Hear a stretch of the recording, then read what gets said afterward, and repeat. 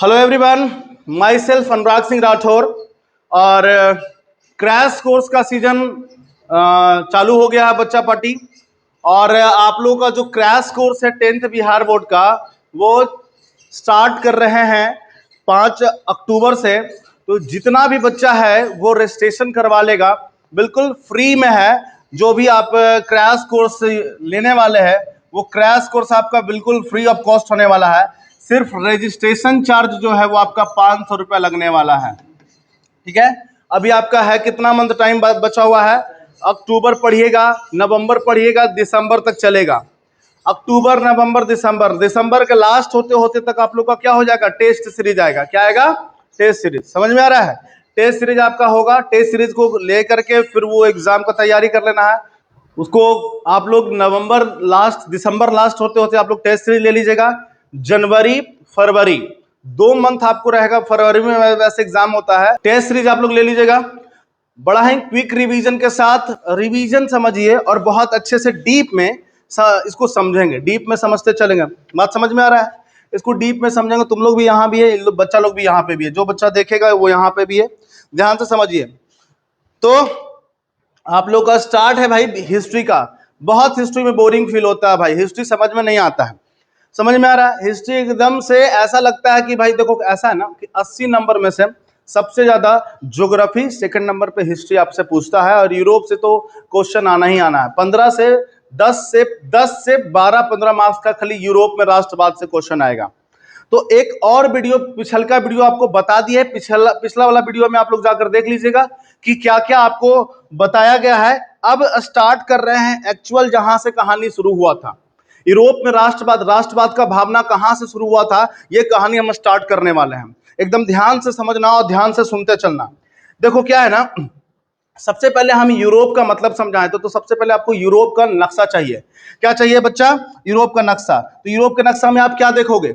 यहाँ पे हीरो के रूप में कौन काम कर रहा है, ध्यान से समझना। यहाँ पे हीरो के रूप में कौन काम कर रहा है? तो यहाँ पे देखो बाबू, इस फिल्म में जितने किरदार आने वाले हैं, पहले मैं आपको उन किरदारों के नाम बता देता हूं कि कौन कौन यूरोप में राष्ट्रवाद में कौन कौन सा ऐसा कंट्री है, कौन कौन सा ऐसा देश है। यहाँ पे हम समझेंगे कौन कौन सा कंट्री जो है वो इसमें हम लोग देखने वाले हैं कि कौन कौन सा कंट्री जो है वो यूरोप के राष्ट्रवाद में भाग लेने वाला है। वहां हीरो कौन है और विलेन कौन है, पहले ये समझेंगे। एक कंट्री हीरो के रूप में उभरेगा और दूसरा विलेन के रूप में उभरेगा। हीरो कौन होता है? जो इंस्पायर करता है सबको। बड़ी जल्दी आ गए सर, फोन किए थे एकदम 5 बजे भोर में और पहुंच रहे हैं अभी। देखो यूरोप में राष्ट्रवाद का मतलब क्या समझाए थे आप लोगों को? राष्ट्रवाद का मतलब होता है कि राष्ट्र के बारे में सोचना, देश के बारे में चिंतन करना। क्या कहलाता है? राष्ट्रवाद कहलाता है। ठीक है, देश के बारे में चिंतन करना। देश के कैसा चिंतन करना भाई? तो सामाजिक, भौगोलिक, सांस्कृतिक, आर्थिक, राजनीतिक। अगर आप अपने देश के बारे में, इन सभी के बारे में चिंतन कर रहे हैं तो आप में राष्ट्रवादी हैं। ठीक है, मैंने आपको एक एग्जांपल दिया था कि अगर आप में हिम्मत है, हम आपको जितना बोलिए उतना रुपया देंगे। आपको कुछ नहीं करना है, एक वीडियो बनाना है। वीडियो बना करके इंडियन फ्लैग को फाड़ते हुए हमको भेज देना है। हम आपको जितना रुपया बोलिएगा उतना हम आपको देने के लिए रेडी हैं। ठीक है, आगे चलते हैं। देखिए ध्यान से समझिए क्या हुआ था। देखो ये है आपका यूरोप का मैप। यूरोप में जो कुछ देश हैं, कहां से सबसे पहले, अगर भारत पूरे विश्व में सबसे पहले अगर विश्व में कहीं लोकतंत्र पनपा है, लोकतंत्र आया, देश के बारे में सोचने वाला चिंतन आया, तो वो कहां से आया? तो फ्रांस से आया। फ्रांस कहां है? तो मैप में आपको यहां पे फ्रांस दिखेगा। देखिए फ्रांस में ये 1815 का मैप है। कब का मैप है? 1815 का नक्शा है। तो 1815 में जो ये नक्शा जाता था इस टाइप से था कुछ। देखिए बेटा, ये फ्रांस में बीच में पर्सिया है। कौन सा है? पर्सिया का साम्राज्य ये है। फ्रांस ये है आपका। फ्रांस के बगल में आज जब आप देखोगे तो आज फ्रांस के बगल में ये पूरा वाला जो है जर्मन दिखता है और नीचे वाला पूरा इटली दिखता है, लेकिन ऐसा कुछ नहीं था। जर्मनी देखिए कई सारे, प्रशियन, यहाँ पे भी प्रशिया, देखिए प्रशिया यहाँ पे बहुत बड़ा साम्राज्य हुआ करता था प्रशिया का भी। उसके बाद आप ऑस्ट्रिया एम्पायर को देखो, ऑस्ट्रिया भी बहुत बड़ा हुआ करता था उस समय में। अभी के डेट में ऑस्ट्रिया सिर्फ ये बच के रह गया है। तो ऑस्ट्रिया भी छोटा हो चुका है। नाम याद कर लीजिए, मैप याद कर लीजिए, क्योंकि ये जो है आने वाले जो टाइम होगा उसमें आपको पता चलेगा ऑस्ट्रिया का राजा कौन था, या फिर फ्रांस का राजा कौन हुआ, फिर जर्मनी का राजा कौन हुआ, इटली का राजा कौन हुआ, ये आपको समझ में आने वाला है।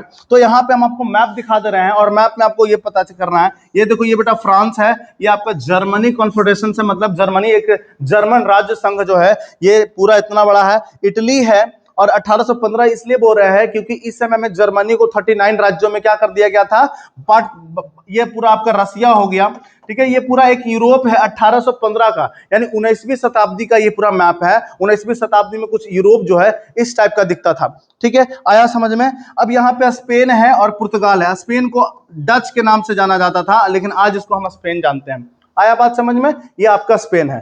तो कहानी कहां से शुरू होगा, यूरोप में, जो पूरा यूरोप में, ये जो पूरा यूरोप देख रहे हैं इसमें राष्ट्रवादी भावना का विकास होगा। राष्ट्रवादी भावना का विकास कहां से होगा, तो मैंने आपको पिछले वाले वीडियो में बताया था फ्रांस से। फ्रांस की जनता क्या करेगी, जब राजा टैक्स बढ़ाएगा तो फ्रांस की जनता क्या करेगी, उसका विरोध करेगी। और विरोध करने के लिए क्या होगा कि वो क्या करेगा, राजा को क्या करेगा, गिलोटाइन करेगा। गिलोटाइन का मतलब सीधा ऐसे गड़ासी से कटवा देगा। बात समझ में आ रहा है, आगे चलते हैं, ध्यान से समझो, स्टार्ट करते हैं कहानी। देखो ये है फ्रांस का राजा रानी, है ना, लुई 16 और उनकी महारानी मैरी एंटोनियट।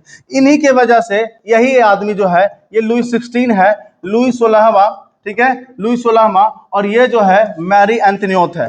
कौन है ये, मैरी एंटोनियट, एंटोनेट मैरी एंटोनेट है।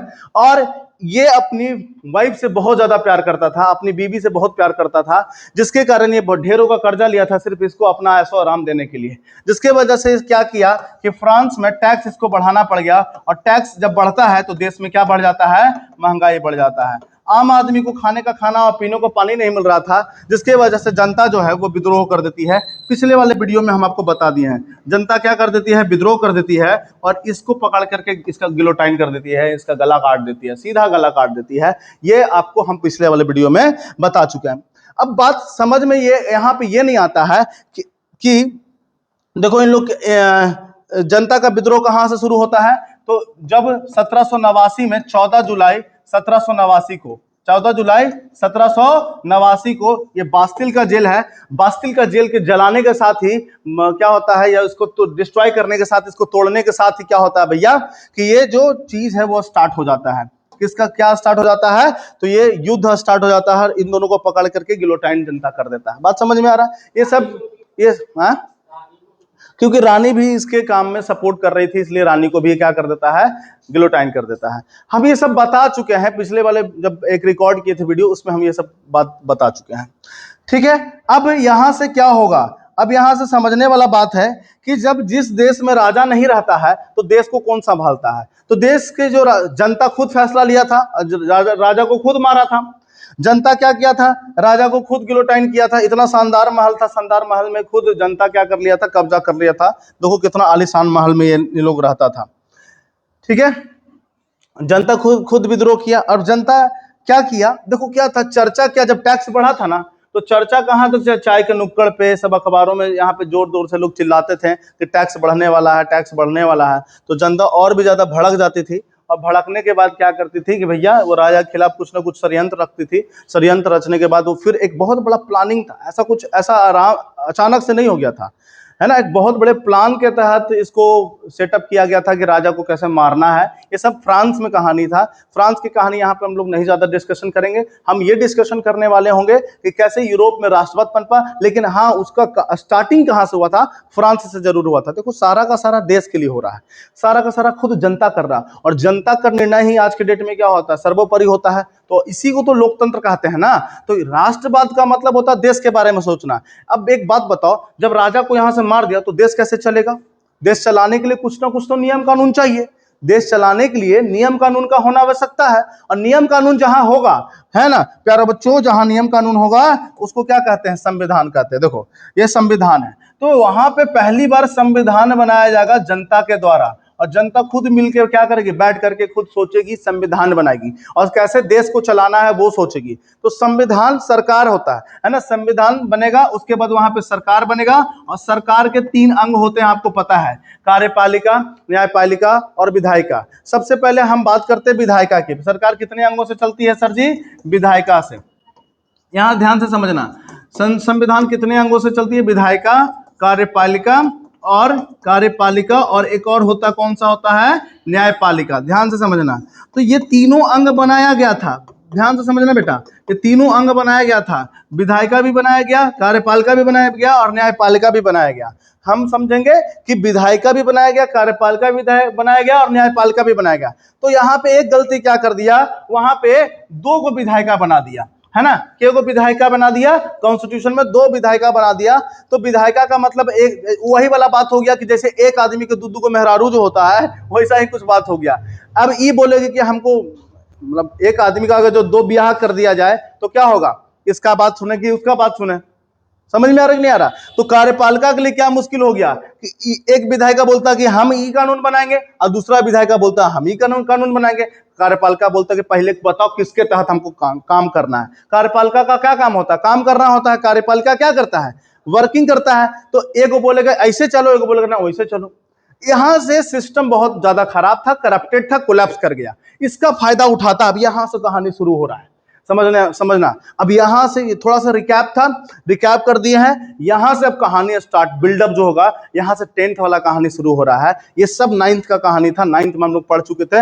अब 10th का कहानी यहां से शुरू होगा और अगर पूछेगा 10th में तो यहीं से पूछने वाला होगा। समझना ध्यान से, अगर 10th में कहीं से पूछेगा सवाल तो यहां से। एक यहां पे जब ये सिस्टम खराब हुआ तो एक आदमी बड़ा ध्यान से इसको देख रहा था और वो था हमारा नेपोलियन। कौन था? नेपोलियन। अब यहां से देखिए नेपोलियन का एंट्री होगा और आपका जो चैप्टर का स्टार्ट है वो नेपोलियन को फोटो से स्टार्ट किया है। बिहार बोर्ड का चैप्टर आप देखिएगा तो नेपोलियन का एक फोटो को नाम दिले है और वहां से स्टार्ट किया चैप्टर को। तो हम भी यहीं से चैप्टर स्टार्ट कर रहे हैं बाबू। नेपोलियन क्या देखा कि फ्रांस की जो व्यवस्था है वो जनता से सही ढंग से नहीं चल रहा है। नेपोलियन कौन था? तो सेनापति था, ठीक है, सेना में काम करता था, ठीक है। नेपोलियन कौन था? सेना था और वो फ्रांस की सेना में कार्यरत था। वो एक द्वीप में भेज दिया गया था, लेकिन जब वो आता है तो देखता है कि भैया यहाँ का कंडीशन और ज्यादा खराब है। वो क्या करता है कि सिस्टम को अपने हाथ में ले लेता है और यहां से कमिंग होगा नेपोलियन का, ठीक है। नेपोलियन एकदम से हीरो के माफिक यहाँ पे क्या करेगा? एंट्री करेगा, है ना। जैसे शिवाजी द बॉस में जब वापस से मर के आता ना है शिवाजी और एकदम एक प्राइवेट गवर्नमेंट चलाता, वैसे इसका एंट्री होगा कहाँ? फ्रांस में, नेपोलियन का, ठीक है। अब ये 1799 में एंट्री करता है, ध्यान से समझिए। 1799 में फ्रांस में जो व्यवस्था है चरमरा गया था। अब यहां से हम आपको एक टाइम बताते हैं, टाइम ट्रैवल बताते हैं कि कैसे कैसे शुरू हुआ। देखो क्या हुआ, 14 जुलाई 1789 को क्रांति शुरू हुआ। अब जनता क्या किया? राजा को पकड़ करके उसको गद्दी से हटा दिया और गद्दी से हटाने के बाद उसको क्या किया? 1 साल बाद उसको गुलेटाइन कर दिया और इसी बीच में क्या किया? अलग अलग सिस्टम लाने का काम किया जो कि नहीं चल पाया फ्रांस में। और अंततः क्या किया? इसका फायदा नेपोलियन उठा करके 1799 में फ्रांस की जो राज्य व्यवस्था थी उसको अपना लिया और अच्छा सिस्टम बनाने लगा।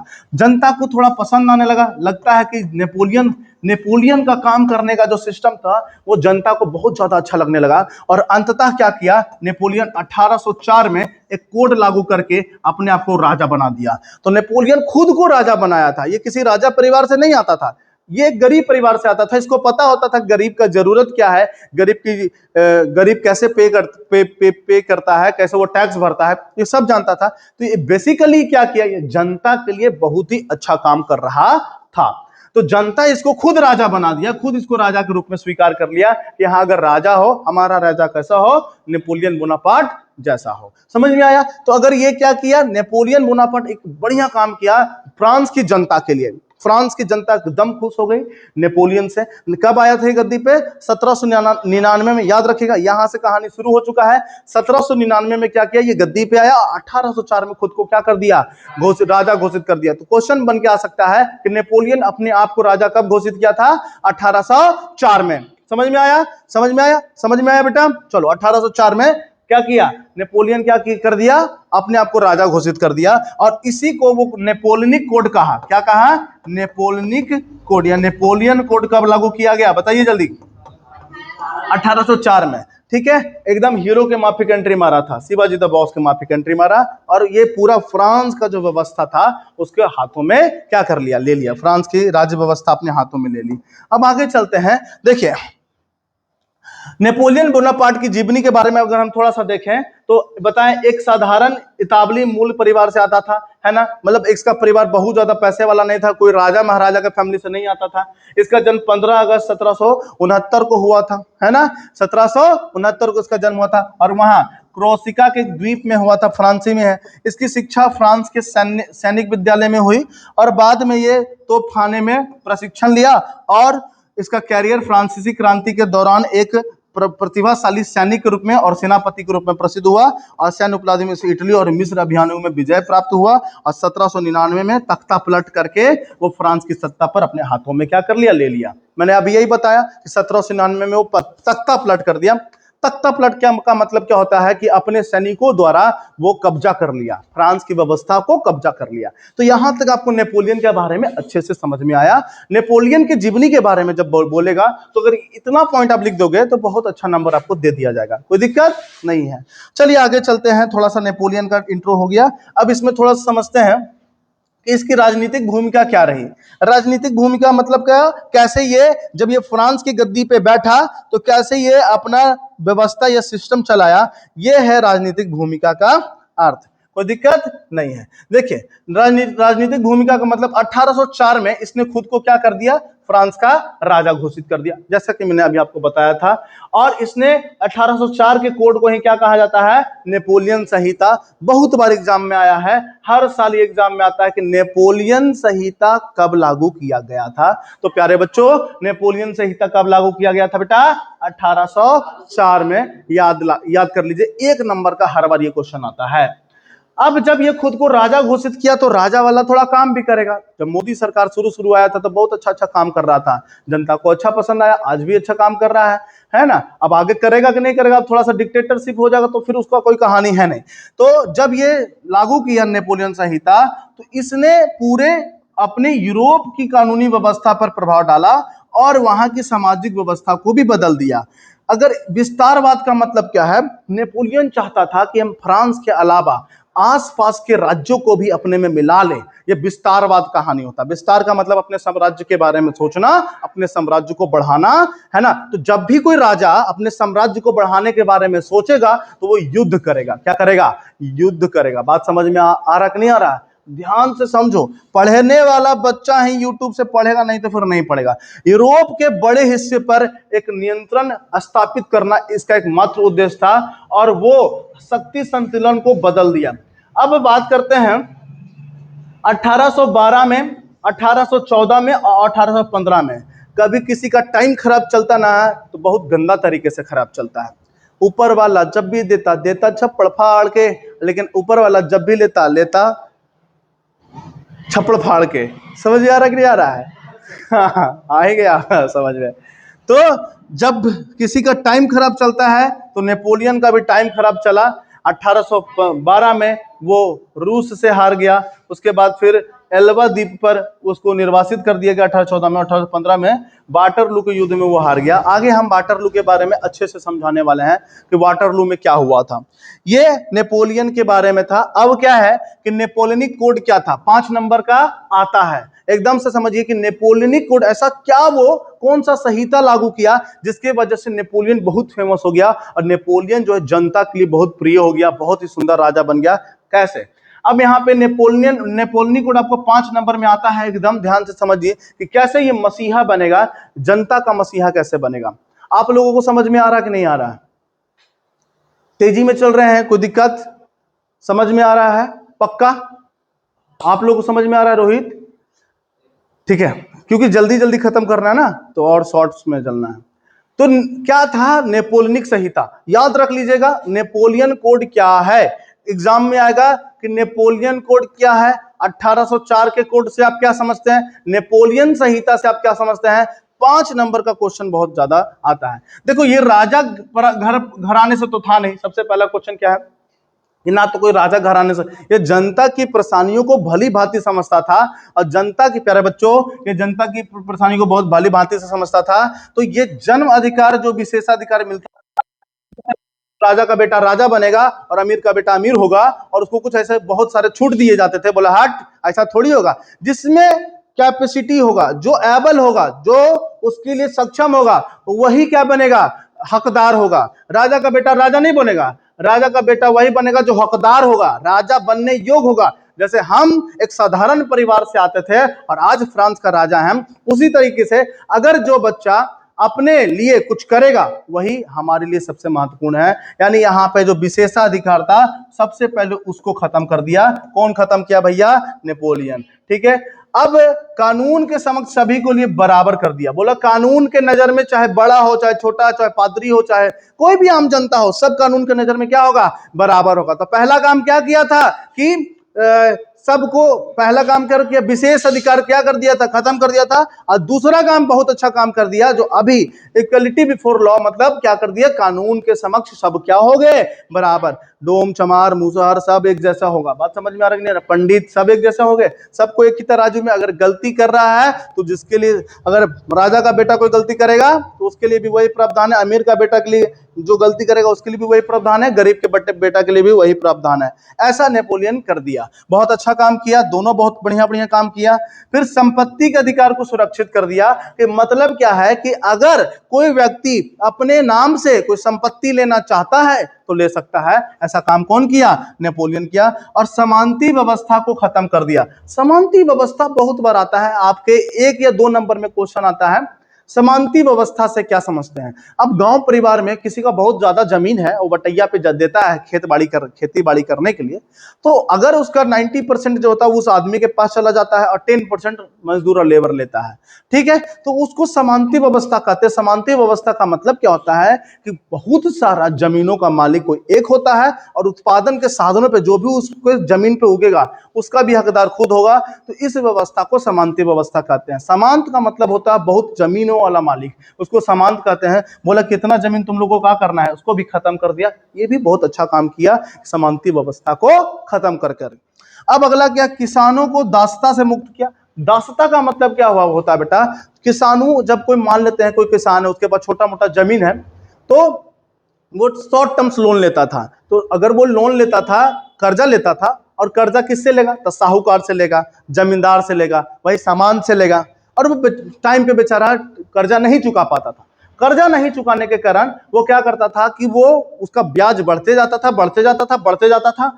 तो इसके कारण क्या होता था कि वो जो सामंत या जमींदार या जो साहूकार होता था वो उसको अपने यहाँ बंधक बना लेता था और बंधुआ मजदूरी करवाता था। और उसका इंटरेस्ट रेट इतना हो जाता था कि बाप तो बंधुआ मजदूरी करता था, साथ ही साथ उसका बेटा भी बंधुआ मजदूरी करना पड़ जाता था। तो ये जो व्यवस्था था ये था दास्ता, उसको दास बना के घर में रख लेता था। तो इसको नेपोलियन बोला कि सबसे गलत है, इसको एकदम अभी के अभी खत्म करो। तो इसको भी खत्म करने वाला काम कौन किया था? नेपोलियन। देखो, राजा हो तो ऐसा हो जो जनता के बारे में सोचे, जनता के तकलीफ को अपना तकलीफ सोचे। तो बताओ ये जनता के लिए हीरो बनेगा कि नहीं बनेगा? कमेंट में एकदम करो, ये जनता के लिए हीरो मसीहा बनेगा। ऐसा कोई भी अभी तक राजा नहीं आया था। ये काम किया कौन? ये काम किया नेपोलियन। इसने पूरे फ्रांसीसी नियंत्रित क्षेत्रों को लागू किया। भाई देखो, सबसे पहले फ्रांस में फ्रांसीसी नियंत्रित क्षेत्रों को, तो एक अपना फ्रांस का क्या कर लिया? बाउंड्री बना लिया। बोला ये फ्रांस का क्या है? एक लिमिटेड क्षेत्र है। और एक 2-3 काम बहुत बढ़िया काम किया था। एक तो कम्युनिकेशन यानी संचार व्यवस्था को बहुत बढ़िया किया था, और दूसरा परिवहन व्यवस्था को बहुत अच्छा किया था। परिवहन का मतलब इसको पता था कि अगर हमको अर्थव्यवस्था में तेजी लाना है, बहुत तेजी से पैसा कमाना है, तो क्या करेगा? एक तो आप संचार, हेलो कौन? हम बोल रहे हैं। कौन? हम बोल रहे हैं। तो टेलीफोन लेकर के दे दो, क्योंकि के पेटी माल भेजना है, तुरंत फोन से बात हो जाएगा, व्हाट्सएप चैट हो जाएगा। तो संचार वाला व्यवस्था बहुत अच्छा किया था। और दूसरा परिवहन बहुत अच्छा किया था, रोड बहुत अच्छा बना दिया था। कम्युनिकेशन सिस्टम को एकदम तगड़ा करने वाला कौन था? नेपोलियन।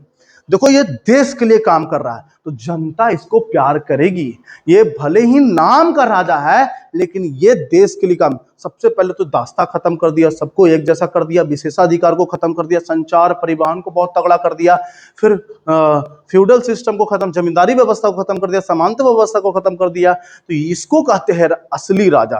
तो नेपोलियन के बारे में अगर आपको जानना है तो ये आपको एकदम याद रखना पड़ेगा। और यही 1804 कोड के अंदर लाया था। एकदम बहुत बढ़िया काम किया था। कौन? नेपोलियन। नेपोलियन संहिता में। तो ये आपके नजर में अच्छा आदमी है या खराब आदमी है? कमेंट करके बताइए कि नेपोलियन कैसा आदमी है देश के लिए। देखो फ्रांस के लिए बहुत अच्छा काम कर रहा है, तो फ्रांस के लिए तो भगवान है। इसका दो खराब काम था। दोनों खराब काम क्या क्या था कि देखो भाई, अगर हम अच्छा से मन से तुमको पढ़ाते हैं और कमेंट में गलिया के जाओगे तो हम वो कमेंट को डिलीट कर देंगे।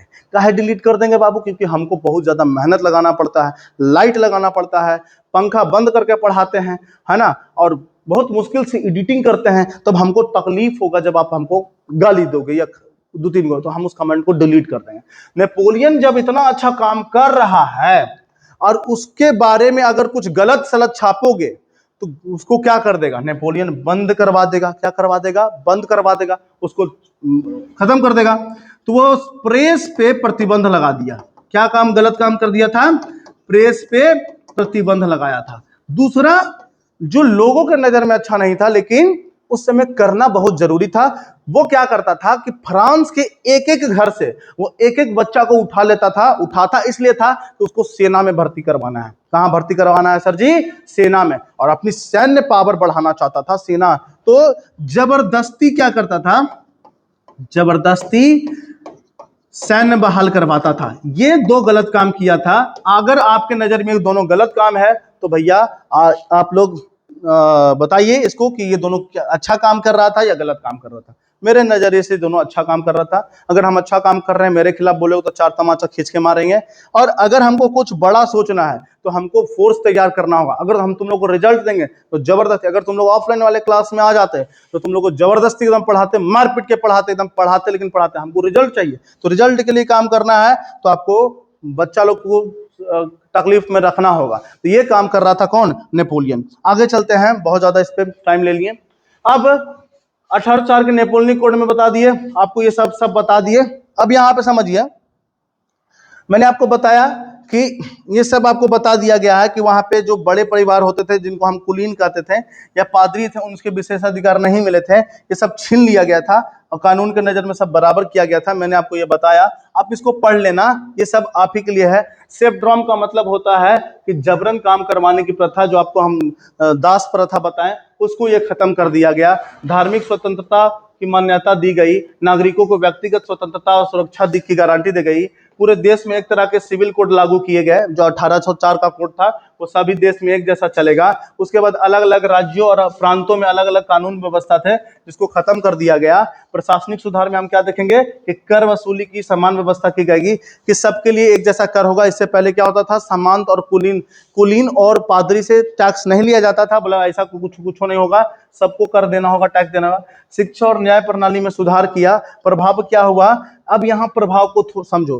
फ्रांस की जनता तो उससे खुश हुई और पहली बार उसको बराबरी और अधिकारों की अनुभूति हुई। उसको पहली बार लगा कि यार पावर हो तो ऐसा हो। जहां जहां नेपोलियन की विजय हुई, अब जहां जहां नेपोलियन का मतलब क्या हुआ कि फ्रांस के अलावा जर्मनी, इटली की जनता चाहती थी कि फ्रांस आवे और हमारे यहाँ भी अटैक मारे।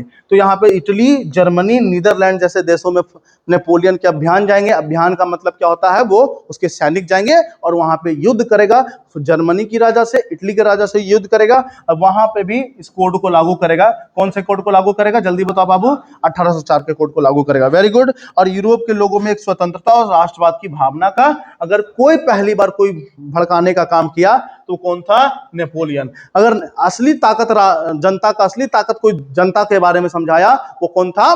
नेपोलियन। तो कहा जाता है, क्वेश्चन बहुत फेमस क्वेश्चन आता है आपके एग्जाम में कि गलती से ही सही, क्वेश्चन सुनिएगा ध्यान से, कि गलती से ही सही नेपोलियन ने राष्ट्रवादी भावना को कैसे फैलाया था। एक बात बताओ, नेपोलियन कौन था? राजा था। और राजा कभी नहीं चाहेगा कि जनता बड़ा हो जाए, लेकिन इसने क्या किया? जनता के को जो भी नेपोलियन संहिता कोड दिया उसमें जनता के पावर को शो किया गया। अब जब नेपोलियन ही नहीं रहेगा तो जनता को तो ललक लग चुका है अपने अधिकारों का, अपने स्वतंत्रता का, जो नेपोलियन दे रखा था। और जब नेपोलियन नहीं रहेगा और कोई दूसरा राजा आके पुराने तरीके से क्या करेगा? उस पर शासन जमाने का काम करेगा, तो जनता बर्दाश्त करेगा? करेगा जनता बर्दाश्त? नहीं करेगा, क्योंकि नेपोलियन आ करके उसको स्वतंत्रता और अधिकार का मतलब समझा दिया था, तो जनता युद्ध कर देगा। तो गलती से ही सही नेपोलियन क्या कर देगा, लोगों में राष्ट्रीयता की भावना जगा देगा। और जब ये जर्मनी जाएगा तो जर्मनी में भी लोगों को राष्ट्रीयता की भावना जागेगा, और जब ये इटली जाएगा तो इटली में भी सेम काम होगा, तो इटली के लोगों में भी राष्ट्रीयता की भावना पनपेगा। तो आपको यही आंसर में लिखना है, ठीक है। आगे जाएंगे, आगे देख लीजिए बेटा। अब हम लोग आते हैं नेपोलियन के बारे में। अब राष्ट्रवाद के मतलब को थोड़ा सा समझते हैं। देखो बेटा, राष्ट्रवाद जो है वो आधुनिक विश्व, जो आज का जो पूरा वर्ल्ड है रहा, वर्ल्ड जो देख रहे हैं, उसमें जो राजनीतिक जागृति का परिणाम है राष्ट्रवाद। देश के बारे में सोचना, कैसा सोचना कि किसी भी विशेष भू राजनीतिक, सांस्कृतिक, सामाजिक परिवेश की भावना रखना। मैंने आपको बता दिया। राष्ट्रवाद की भावना का बीज रोपण कहां से हुआ था, यूरोप में, पुनर्जागरण के काल से। पुनर्जागरण का मतलब क्या होता है, फिर से जागना। पुनर्जागरण का अर्थ होता है फिर से जागना। इसका मतलब ही नहीं कि कुछ सुतल है तो उठा दिया है बाबू चलो मेला घूमे, ऐसा कुछ नहीं होगा कि फिर से जागना का मतलब ये हो गया कि सुतल था फिर से उठा दिए और वो क्या हो जाएगा, फिर से जागना। समझ में आ रहा है कि नहीं आ रहा। पुनर्जागरण का मतलब होता है कि पुराने अंधविश्वासों को छोड़ करके तार्किक चीजों पे ध्यान देना कि हाँ ये हुआ तो हुआ कैसे। अगर H2O मिला के जल बनता है तो हाइड्रोजन के एक कण ऑक्सीजन के दो कण मिलकर के कैसे जल बनाते हैं, वो आपको H2O के बारे में तार्किक संगत होना। बात समझ में आ रहा है कि नहीं आ रहा है। तो यहाँ पे पुनर्जागरण के काल से लोगों में क्या हुआ, राष्ट्रवादी भावना का विकास हुआ। लेकिन इसको बल कब मिला, 1789 के फ्रांसीसी क्रांति में, है ना। ये उन्नत रूप से सामने आई जनता के सामने। उसके बाद फिर क्या, 19वीं शताब्दी। अब यहाँ पे 19वीं 20वीं, इसका मतलब क्या होता है थोड़ा सा समझ लो बेटा। अभी चल रहा है 2025, तो 2025 ये चलेगा, कब तक चलेगा, 2100 तक चलेगा, हाँ या ना बोलो। 2030, 2040, 50, 60, 70, 80, 90 और 21, है ना, 20 से 21। तो जैसे ही आप 20 से 21 में आते हैं तो 21वीं शताब्दी खत्म, 2101 में आ जाएंगे तो वहां से आप 22वीं शताब्दी में एंट्री कर जाएंगे। तो भारत अगर आजाद हुआ 1947 में, तो ये 20वीं शताब्दी में आजाद हुआ, क्योंकि 1900 से ये कहां तक आने वाला है, 20वीं तक। समझ में आ रहा है कि नहीं आ रहा है। तो ऐसे अगर बुद्ध का जन्म हुआ 463 में, सॉरी 463 बीसी में ईसा पूर्व में अगर बुद्ध का जन्म हुआ 463 ईसा पूर्व में, तो बताइए कौन सी शताब्दी ईसा पूर्व में। तो ये चलेगा भैया 400, तो ये हो जाएगा आपकी 5वीं शताब्दी में। ये 5वीं शताब्दी ऐसा नहीं बोलेंगे, ऐसा ही कुछ समझ लीजिए, ठीक है। यूरोप में राष्ट्रीयता की भावना का विकास है। फ्रांस की राज्य क्रांति, जो अभी हम लोग डिस्कशन किए, फ्रांस की राज्य क्रांति और नेपोलियन के आक्रमण का महत्वपूर्ण योगदान थे। नेपोलियन का आक्रमण कहने का मतलब जो इटली पे वो आक्रमण किया या फिर जर्मनी पे आक्रमण किया, तो वहां के लोगों में क्या आ गया था, एक राष्ट्रीयता की भावना पनप गई थी। ये चीज बता रहे हैं। फ्रांसीसी क्रांति ने राजनीति का अभिजात वर्ग से निकल करके आम जनता की वस्तु बना दी है।